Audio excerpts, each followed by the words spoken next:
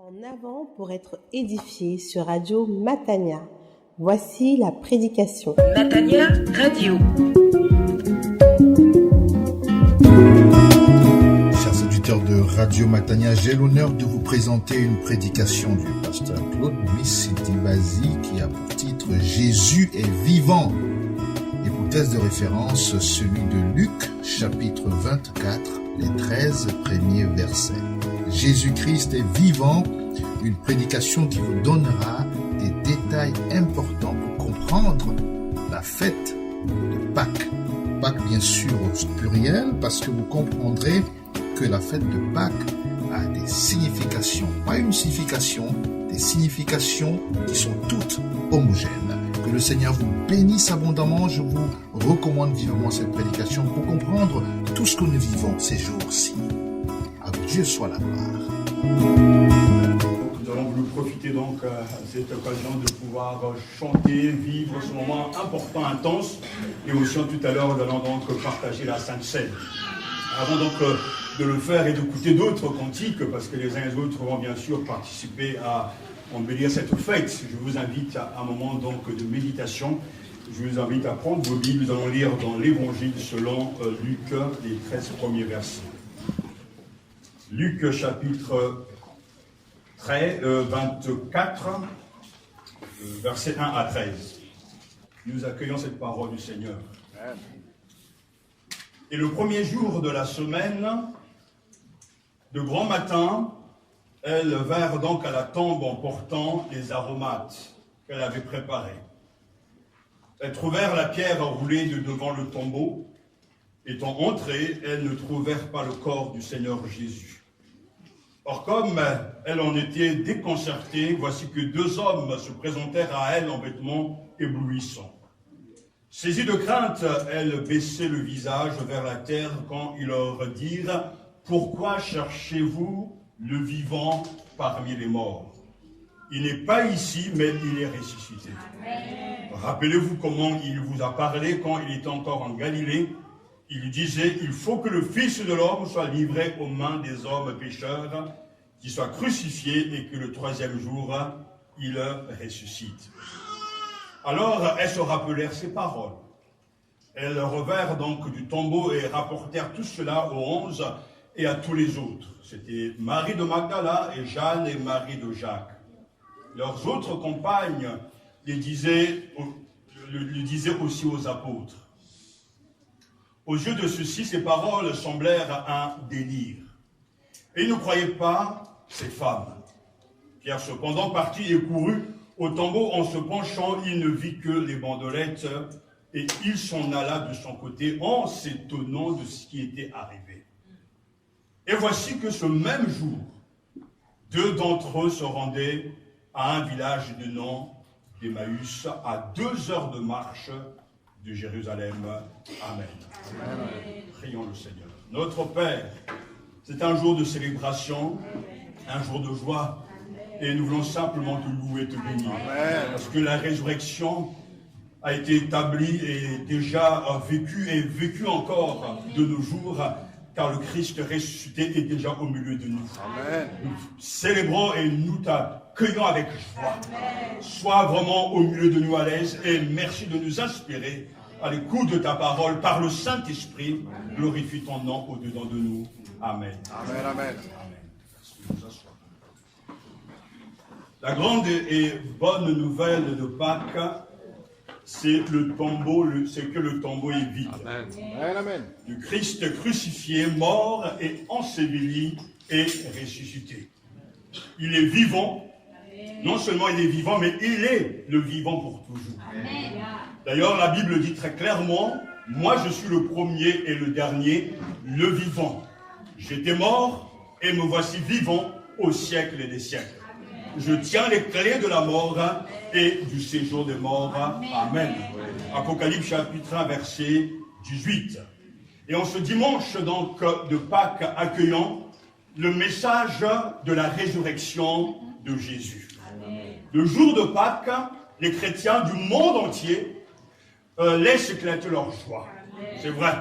Non pas une joie superficielle, temporaire, mais une joie éternelle, une joie profonde à cause de la portée du message de Pâques. Le cri enthousiaste de Pâques, il est ressuscité. Jésus a promis d'être avec ses enfants tous les jours jusqu'à la fin du monde. Amen. Et en fait, pour le chrétien, Pâques, c'est tous les jours. Amen. Parce que nous ne pouvons pas fêter cette Pâques à un moment simplement, mais nous devons réaliser que le ressuscité est parmi nous, avec nous, et il vit au-dedans de nous. Et pour que cette vérité de Pâques soit toujours d'actualité, il faut ce matin simplement comprendre certaines vérités, et parce que nous voulons fêter la Pâques selon la Bible. Nous voulons célébrer la victoire de Jésus sous la mort. Amen. De quelle fête s'agit-il? Bien sûr, Pâques est un mémorial. Une célébration qui concerne le passé, le présent et l'avenir. Vous avez en tout cas constaté que le mot Pâques est au pluriel. Parce qu'en fait, nous célébrons et nous proclamons deux Pâques. D'abord, la première Pâques, c'est donc des Hébreux en Égypte que l'on trouve dans Exode chapitre 12, où le Seigneur, lorsqu'il va punir les enfants premiers-nés donc des Égyptiens, donnera à Moïse donc le choix d'être protégé, d'être épargné, et il leur demandera de mettre simplement un peu de sang sur donc les contours des portes, et quand l'ange de la mort passera, en voyant le sang, il passera outre, c'est-à-dire, c'est le mot justement péchard en hébreu, Pâques, ça veut dire passer au-dessus. Lorsque l'on célèbre Pâques, on est donc en train de se rappeler d'un événement d'abord passé, l'événement qui est pour les Juifs la délivrance, la libération du pouvoir de la mort, parce que Dieu a sanctionné cela à cause justement de l'endurcissement du cœur de Pharaon et de son peuple. Mais aujourd'hui, pour nous, Pâques, c'est également le temps de nous rappeler, de commémorer la mort et la résurrection de Jésus. Rappelez-vous que Jésus a été donc assassiné avant, c'est-à-dire Jésus a été mis à mort juste avant la Pâque. Et sa résurrection est pour les disciples la grande libération de la mort. La Pâque nouvelle, Christ notre Pâque. Donc les deux Pâques font en sorte que nous célébrons le passé, le présent, mais en même temps le futur.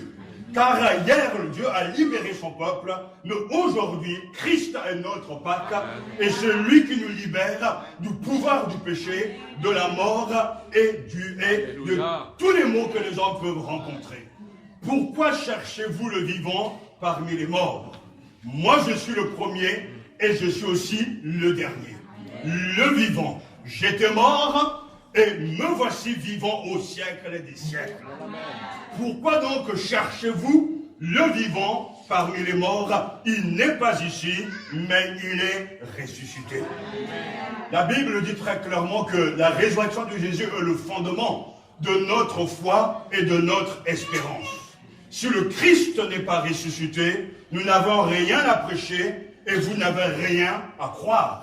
1 Corinthiens, chapitre 15, verset 14 et le verset 17 et 18 vont dans le même sens. Et si le Christ n'est pas ressuscité, votre foi est une illusion et vous êtes encore en plein dans vos péchés.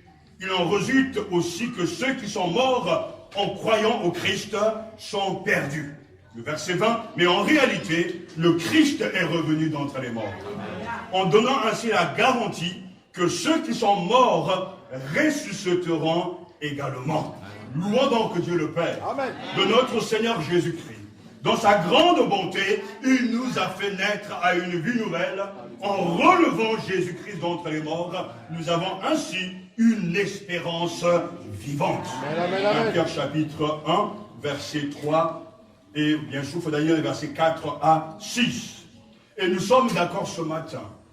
Pourquoi cherchez-vous le vivant parmi les morts? Il n'est pas ici, mais il est ressuscité.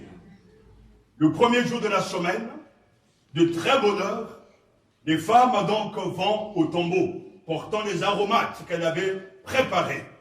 Arrivées là, au tombeau, elles trouvèrent la pierre roulée. de devant le tombeau, étant entrées, elles ne trouvèrent pas le corps du Seigneur Jésus. Tandis qu'elles étaient perplexes, deux hommes se tinrent près d'elles en vêtements fulgurants. Et ces deux hommes, ces envoyés de Dieu, ces anges, sont là pour poser une question qui doit être posée ce matin. Pourquoi cherchez-vous le vivant parmi les morts? Il n'est pas ici, mais il est ressuscité. Si nous voulons comprendre réellement le sens de la Pâque pour nous, il est important de répondre à cette question. Parce que ces femmes, bien sûr, plus tard, l'évangéliste donnera leur nom, ce sont des fidèles, des femmes converties, des femmes qui respectent Dieu, mais des femmes, malgré leurs bonnes intentions, n'étaient pas au bon endroit pour chercher le ressuscité. Elles ne savaient que penser, nous dit le texte. Deux hommes donc se présentèrent à elle avec un vêtement éblouissant. Le surnaturel entre en scène.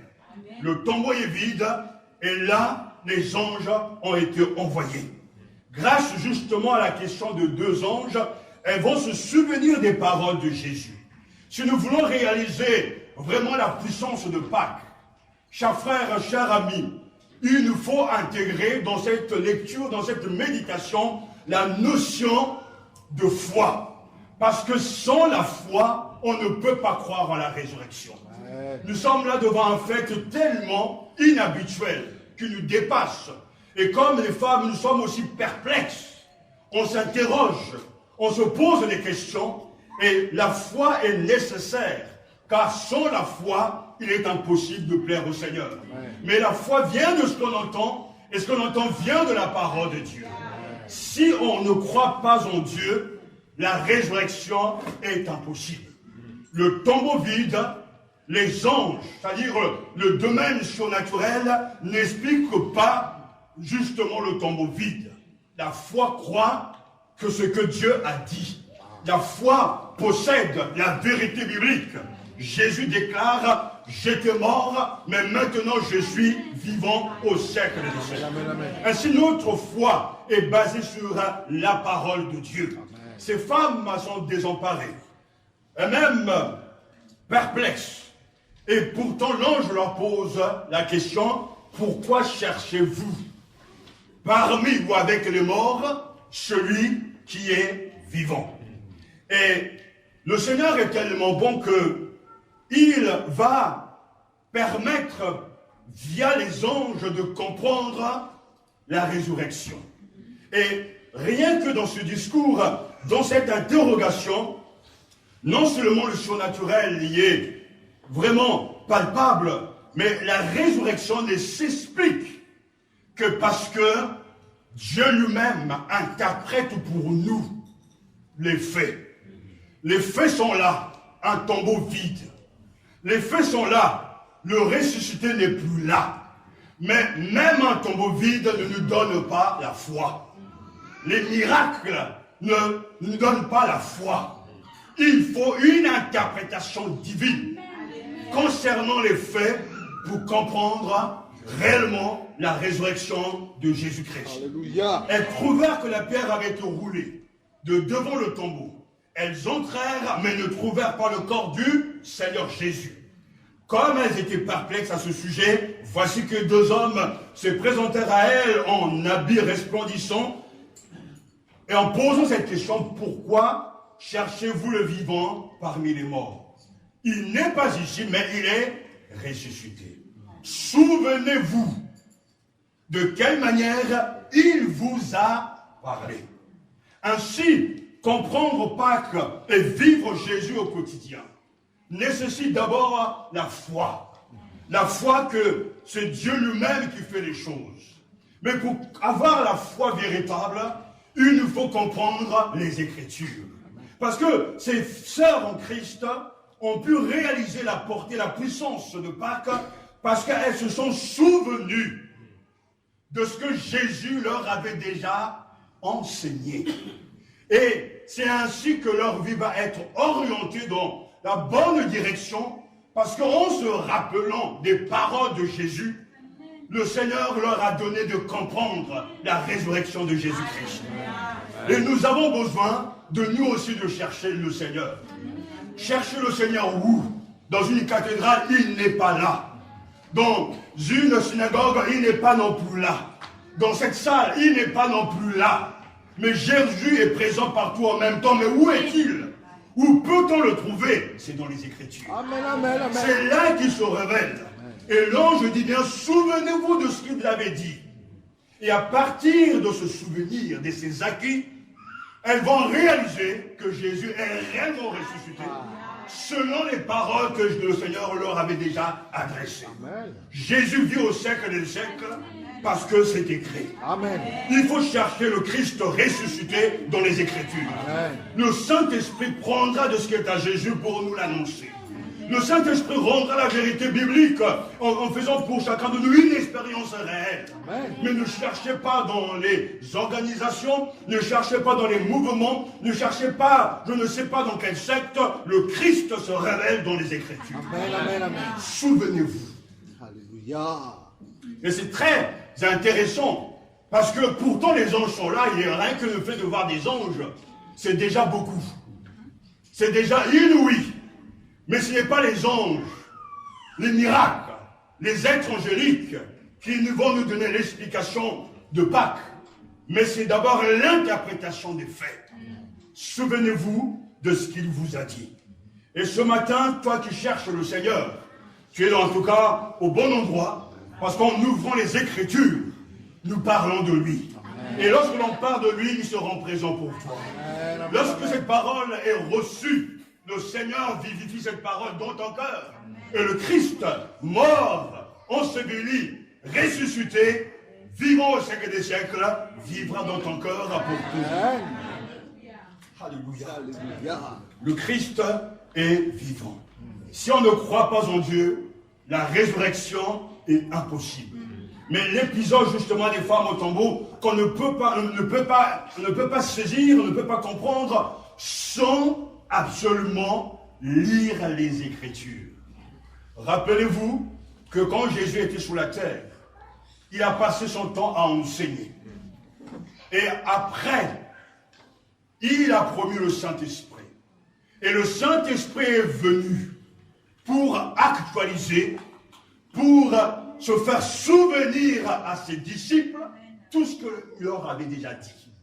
Donc en fait, la foi n'est pas dans le vide. La foi ne peut pas être quelque chose d'illogique.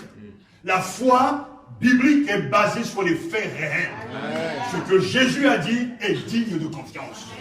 Et ce que Jésus a dit peut rester une lettre morte, mais quand le Saint-Esprit vient, alors il vivifie ses paroles. Et aujourd'hui, on comprend que Jésus est vivant au siècle des siècles, parce que la Bible le dit. Il faut lire tout le chapitre pour se rendre compte beaucoup plus loin qu'il est question de deux disciples, le chemin d'Emmaüs. Là, le Seigneur va les rencontrer. Mais comment va-t-il leur ouvrir les yeux? Alors qu'ils sont déçus, découragés, ils rebroussent le chemin, Jésus s'approche d'eux et il commence par leur expliquer les Écritures. Et là, tout d'un coup, la lumière va briller au moment où ils vont prendre le repas. Dans les gestes de Seigneur Jésus, ils vont le reconnaître et le Seigneur va disparaître. Et eux-mêmes diront que notre cœur était brûlant lorsqu'il nous expliquait les Écritures. Le Seigneur parle aujourd'hui via la Bible. La Bible parle de Jésus et la Bible révèle le Christ.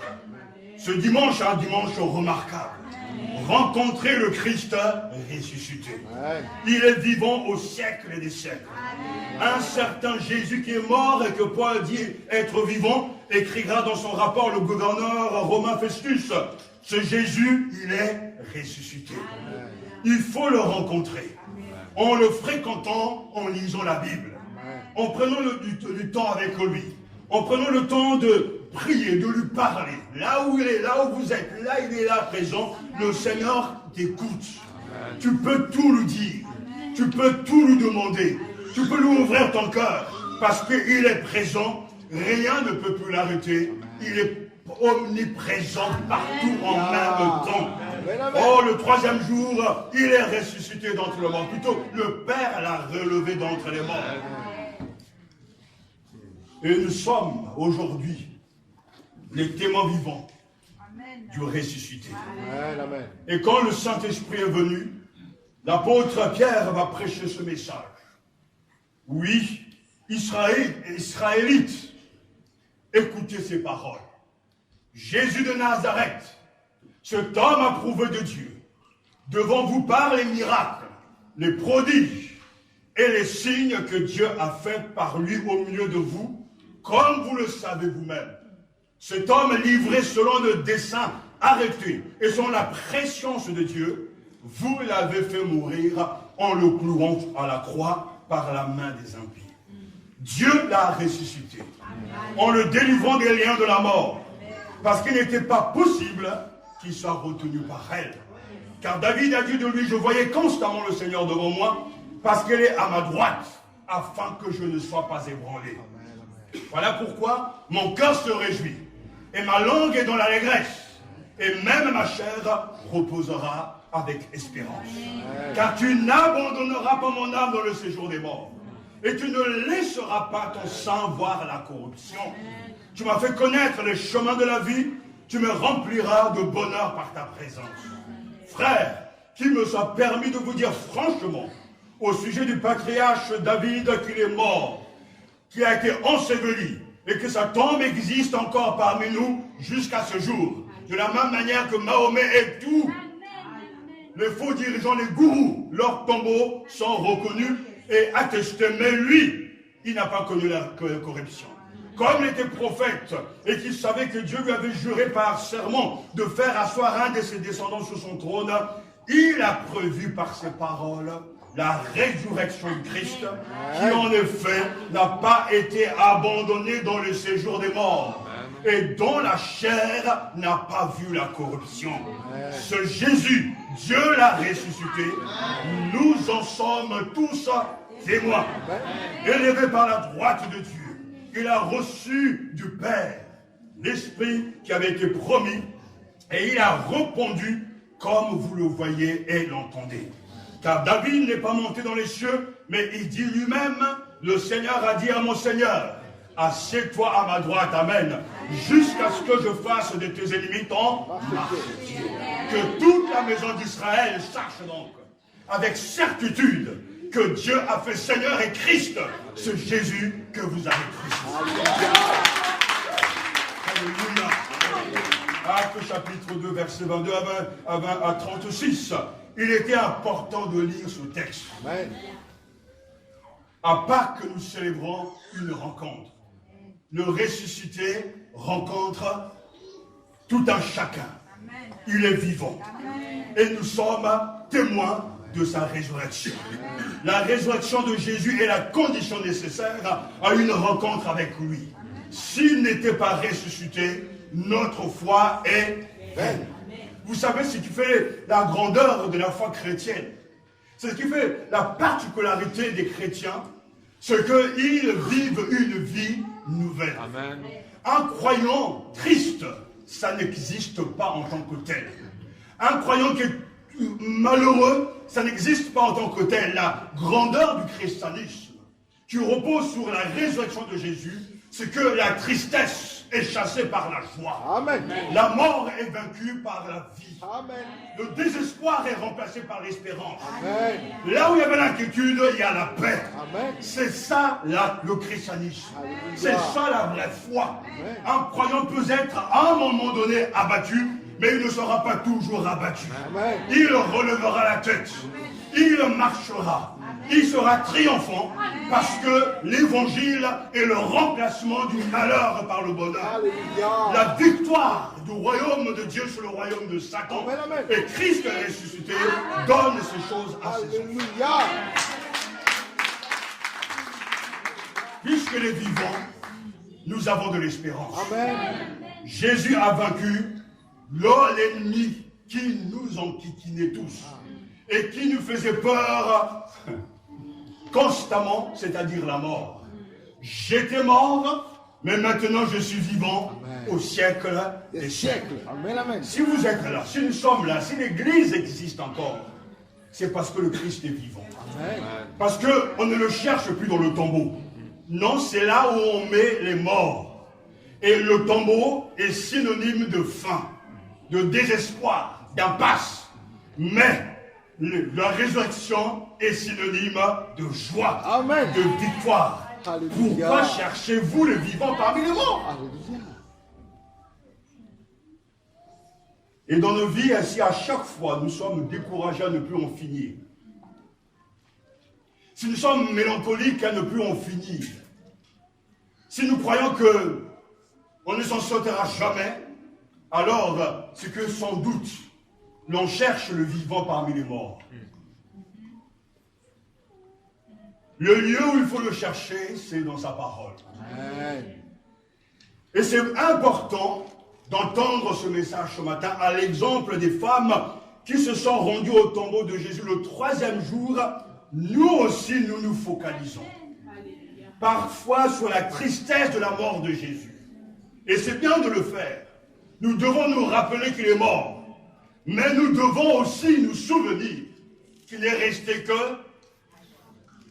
3 jours dans le tombeau. Mais Dieu l'a ressuscité d'entre les morts. Amen. Tout comme aux femmes, Dieu nous dit, pourquoi cherchez-vous parmi les morts celui qui est vivant? Amen. Il n'est pas ici, mais il est ressuscité. Amen. Amen. Souvenez-vous de ce qu'il vous a dit lorsqu'il était encore en Galilée. Et tout à l'heure, nos frères et sœurs ont chanté, c'est en Galilée qu'on doit se retrouver. Amen. Et un jour viendra où on sera réellement en Galilée. Et il y aura une célébration. Il y aura vraiment un culte de louange quand le Christ posera son pied en Galilée. Alléluia. Jésus est ressuscité. Amen. Amen. Il est avec nous tous les jours jusqu'à la fin du monde. Que cette parole promesse soit la source de notre joie. Amen. Aujourd'hui et de la semaine à venir, parce qu'il est ressuscité, alors nous aussi, en ce dimanche, nous devenons des témoins. Amen. Alléluia. Ces femmes vont rapporter la bonne nouvelle aux autres, aux disciples. Et pourtant, personne ne les croit. C'était bien sûr Jeanne, Marie-Madeleine, mère de Jacques. Les autres femmes qui les accompagnaient disaient la même chose aux apôtres. Mais ces propos leur semblèrent délirants.